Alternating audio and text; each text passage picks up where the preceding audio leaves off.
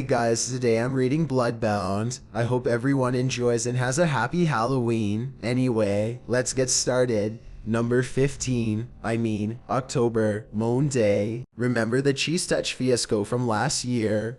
Well, it's back, but not in the way you'd expect. Over the weekend, Jake McGill went to the blacktop here at school and took a fat dump. For some reason, the staff of the school won't clean it up. Yes, by the way, Jake was bragging about it all day. I can't tell you why he was so proud of it. Just like the cheese touch, everyone is trying to avoid it. Trust me though, it isn't going away anytime soon. Some boys noticed that the turd was starting to get crusty, so they started peeing on it to keep it moisturized. Now it's like 2 times the size because it soaked up the urine like a sponge. I can't be making this up. You don't have to worry though, I'm not going to draw it, hopefully. Tuesday, I'm a little terrified right now. I wish you still had your ear and abs. Yeah, I should get new ones, am I right? Mom and dad are definitely robots. How come I didn't notice this entire time? I have to put this to the test.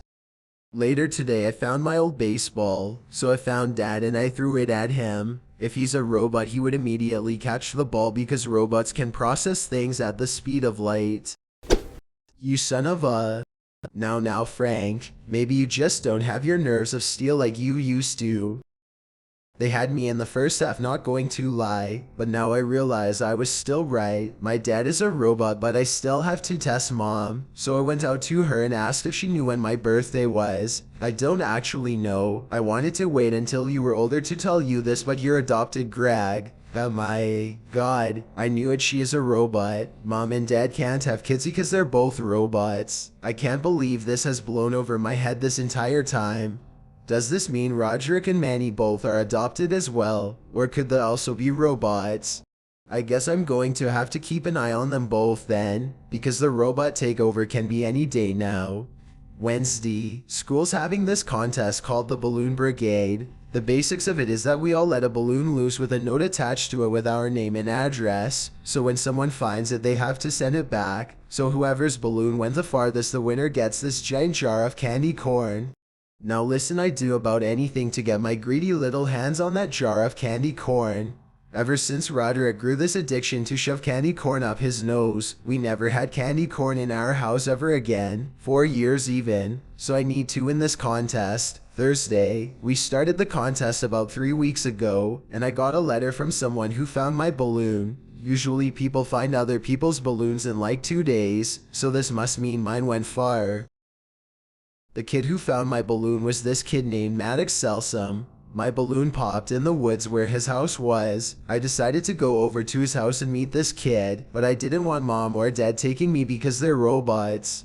Anyway, I asked Roderick if he wanted to go. I explained the whole candy corn jar thing, and he immediately said yes. So me and Roderick immediately went down into the woods where we were greeted by him and Maddox's mom, who invited us and 4 cookies.